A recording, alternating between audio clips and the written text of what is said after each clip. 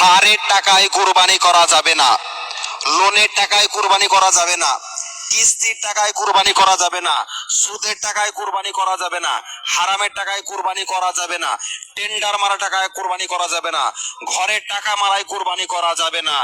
এই সমস্ত টাকা যদি থাকে আর যদি কুরবানি দেয় তার কুরবানি কবুল হবে না। আপনি কুরবানি দিচ্ছেন, আপনাকে জানতে হবে সর্বপ্রথম আপনি যদি 4 ভাগে কুরবানি দেন, 3 ভাগ যদি নামাজি হয়, 1 ভাগ যদি বেনামাজি হয়, ওকে লাথি মেরে বের করতে হবে, ওর সঙ্গে কুরবানি দিলে কুরবানি হবে না। আপনি ভাগে দিচ্ছেন, একজন সুদখোর, লাথ মেরে বের করুন।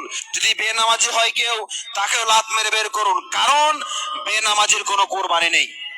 আল্লাহ রাব্বুল আলামিন তিনি বলেছেন, ফাসাল্লি লিরাব্বিকা ওয়ানহার, তোমরা নামাজ পড়ো এবং কুরবানি দাও।